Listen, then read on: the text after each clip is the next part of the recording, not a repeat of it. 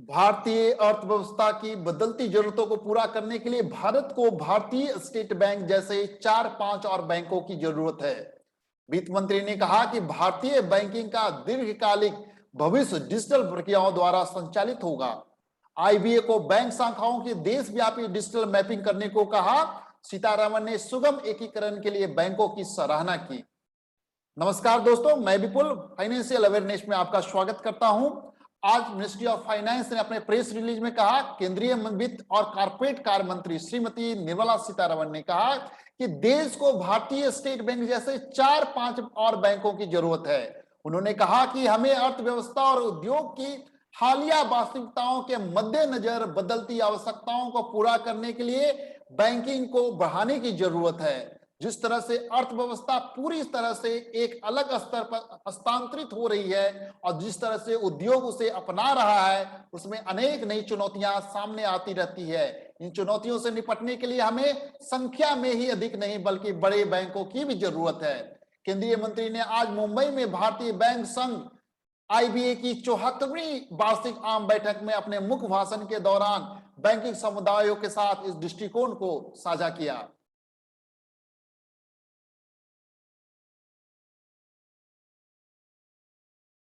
वित्त मंत्री ने भारतीय बैंक से वैज्ञानिक डिजिटल मैपिंग के माध्यम से पूरे भारत में वित्तीय सेवाओं तक पहुंच में सुधार करने को कहा।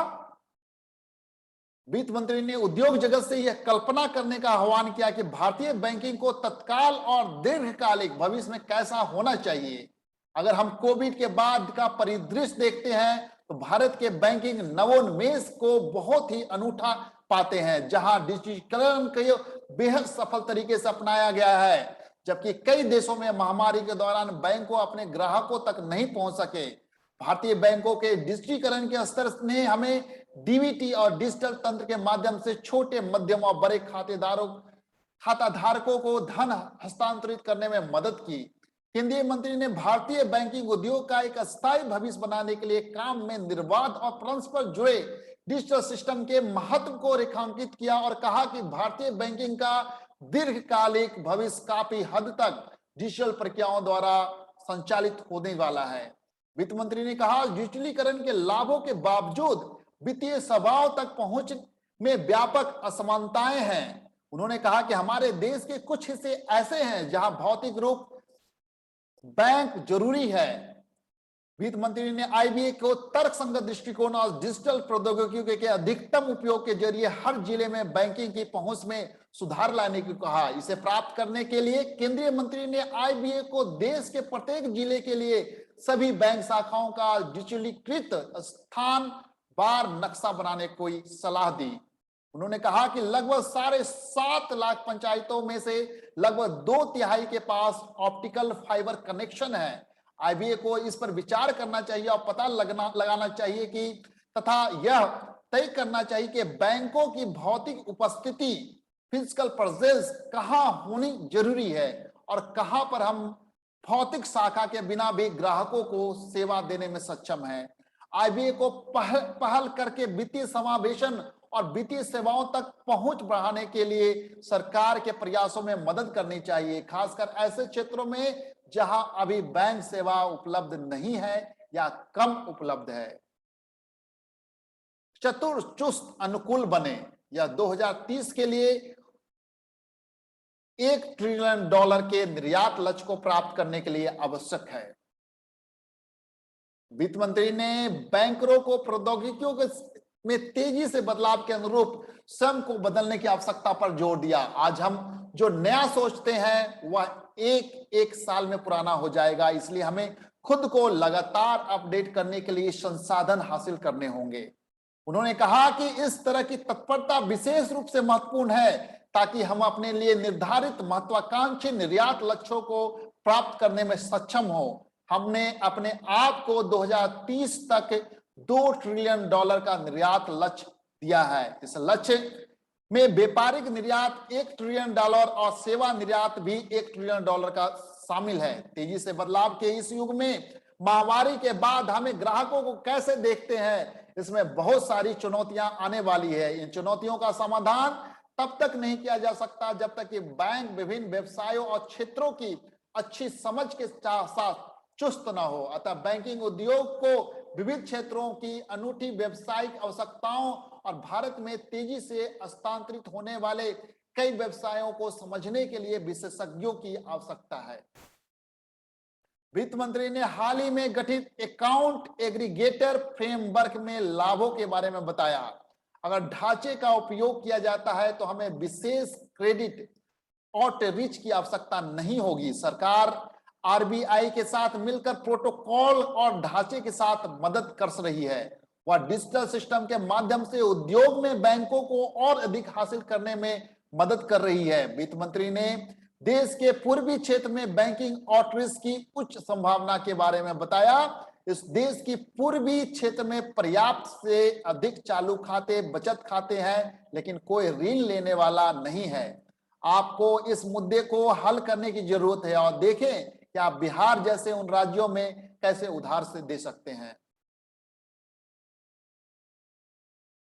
यूपीआई को मजबूत करें। वित्त मंत्री ने कहा कि यूपीआई को मजबूत करने की जरूरत है। उन्होंने बैंकरों को सलाह दी कि आज भुगतान की दुनिया में भारतीय यूपीआई ने वास्तव में बहुत बड़ी छाप छोड़ी है। हमारा रुपे कार्ड जो विदेशी कार्ड की तरह ग्लैमरस नहीं था, अब दुनिया के कई अलग अलग हिस्सों में स्वीकार किया जाता है, जो भारत के भविष्य के डिजिटल भुगतान के इरादों का प्रतीक है। वित्त तकनीक में यूपीआई इसकी रीढ़ है। आपको इसे महत्व देना होगा और यूपीआई को मजबूत करना होगा।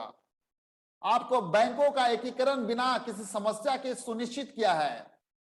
ग्राहकों की सेवाओं में व्यवधान पैदा किए बिना कोविड-19 महामारी के दौरान भी बैंकों के एकीकरण को क्रियान्वित करने के लिए वित्त मंत्री ने बैंकों की सराहना की। वित्त मंत्री ने कहा, मैं आपकी सराहना करती हूं कि आपने यह सुनिश्चित किया कि एकीकरण में से ग्राहकों को असुविधा न हो।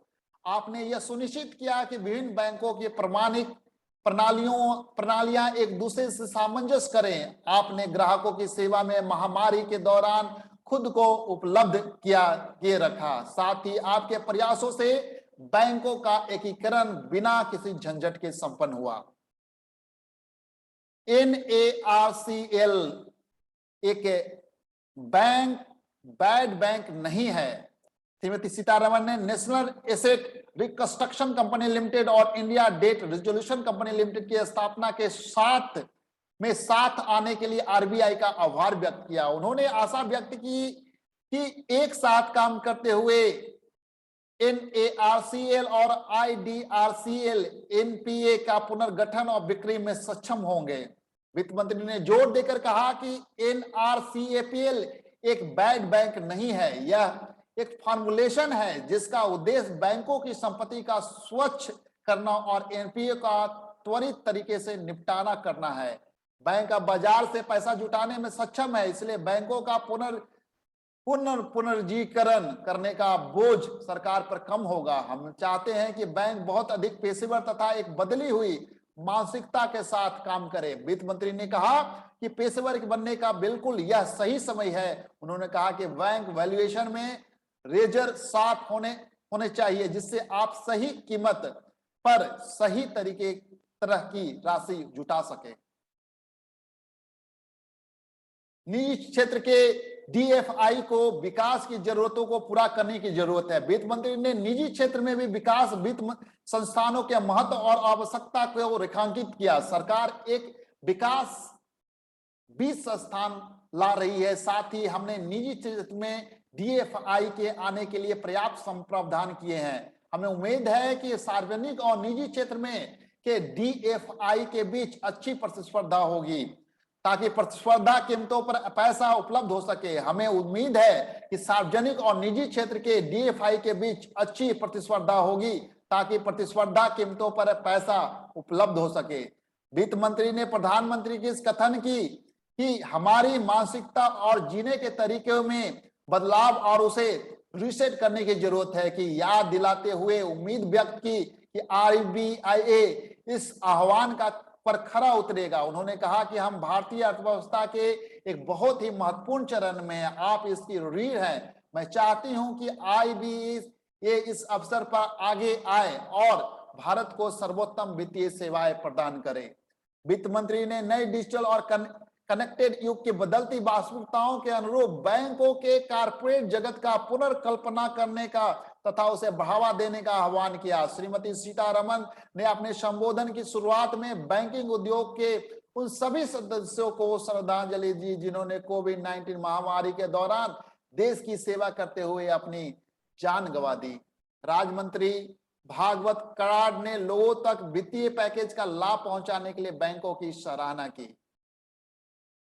वित्त राज्य मंत्री डॉक्टर भगवान कृष्ण राव कराड़ ने कोविड-19 महामारी के मद्देनजर सरकार द्वारा घोषित आत्मनिर्भर भारत बैंकिंग सहित विभिन्न वित्तीय प्रोत्साहन बैंक पैकेजों को के लाभ को जनता तक पहुंचाने के लिए बैंकों की सराहना की। मंत्री महोदय ने कहा कि सभी बैंकों को ईज 3.0 और 4.0 सुधारों को लागू करने के लिए बैंकों के आधुनिकीकरण के लिए विशेष प्रयास करने होंगे। उन्होंने JAM ट्रिनिटी की भूमिका को भी रेखांकित किया जो सरकार के प्रत्यक्ष लाभ हस्तांतरण का लाभ सीधे लोगों तक पहुंचने में महत्वपूर्ण भूमिका निभा रही है। इससे पहले इंडियन बैंक एसोसिएशन IBA के अध्यक्ष श्री राजकिरण राय जी ने सभी का स्वागत किया, जबकि मुख्य कार्यकारी IBA श्री सुनील मेहता ने एसोसिएशन की 75 साल की यात्रा पर एक प्रस्तुति दी जिसे यहाँ पर देखा जा सकता है। IBA के सचिव और प्रबंध समिति के सदस्यों बैंकों प्रबंधन CEO और कार्यकारी निदेशक भी बैठक में मौजूद थे। धन्यवाद।